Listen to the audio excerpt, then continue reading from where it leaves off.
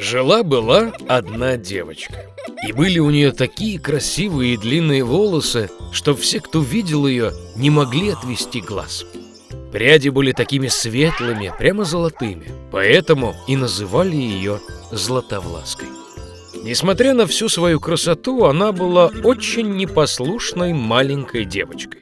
Мама всегда разрешала ей гулять во дворе, но приказывала не ходить в лес за их домом. Златовласке было очень интересно узнать, что же находится в том лесу. И вот пока матушка не видела, ушла она как-то из дома в лес. Долго гуляла девочка по лесу. То ягодку найдет, то цветочек красивый рассмотрит, то послушает, как птички поют. Так и заблудилась она в лесу. И вдруг увидела она необычный домик на полянке.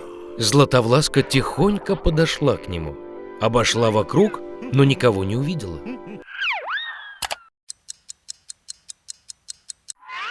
Она постучала в дверь, но никто не ответил. Тогда она постучала сильнее, и дверь сама открылась. Златовласка осторожно вошла. В том домике жили 3 медведя. Один медведь был папа, большой, лохматый. Другой была мама, медведица. Она была поменьше. Третий был маленький медвежонок. Медведя не было дома, потому что они ушли гулять по лесу. Девочка вошла в комнату и увидела на столе 3 миски с кашей. Первая миска, самая большая, была папа медведя. Вторая миска, поменьше, была мама медведицы. А третья, самая маленькая, была медвежонка. Возле каждой миски лежала ложка. Большая, средняя и маленькая. Златовласка была так голодна, что сначала захотела поесть из большой миски. Она взяла самую большую ложку, набрала кашу, попробовала, но каша была слишком горячей. Потом она взяла среднюю ложку, набрала кашу, попробовала, но каша была слишком холодной. Наконец она взяла маленькую ложечку и попробовала кашу из маленькой миски. Эта каша была не горячей и не холодной, в самый раз. И Златовласка съела всю кашу из маленькой миски. Наевшись, девочка захотела посидеть и увидела 3 стула возле печи. Один большой, другой поменьше, а третий совсем маленький, с красненькой подушечкой. Сначала она попыталась залезть на самый большой стул, но не смогла. Потом девочка попробовала сесть на средний стул, но он был очень жестким и неудобным. Наконец она села на самый маленький стульчик, и он оказался ей в самый раз. Стульчик так понравился Златовласке, что стала она качаться на нем.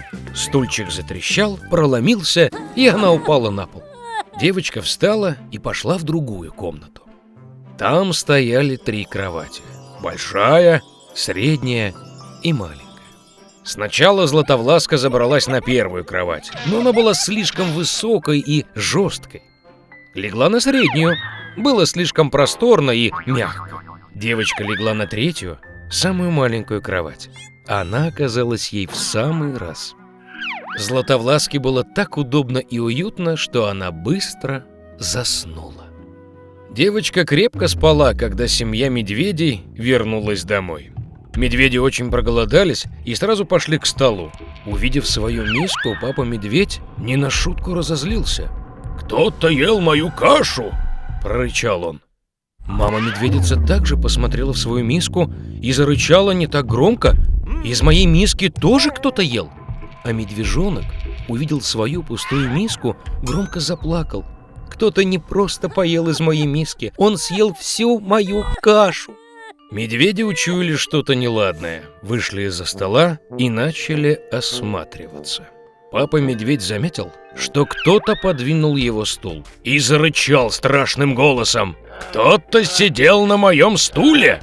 Мама-медведица посмотрела на свой стул и пожаловалась: «Кто-то сидел и на моем стуле и сдвинул его с места!» И тут медвежонок взглянул на свой сломанный стульчик и снова громко заплакал. «Кто-то не просто сидел на моем стуле, а сломал его!» Все 3 медведей осторожно пошли в спальню. «Кто-то лежал на моей кровати и смял ее!» – заревел папа-медведь страшным голосом. «И на моей кровати кто-то тоже лежал и помял ее!» Зарычала мама-медведица. Медвежонок взглянул на свою кроватку и снова заплакал. Кто-то ложился и на мою кровать. И тут он увидел девочку и запищал тонким голосом: «И до сих пор спит в ней!» Папа и мама медведи подошли к кровати и увидели, что там спит маленькая девочка. Златовласка проснулась от плача медвежонка и сильно испугалась. Перед ней стояли 3 медведя.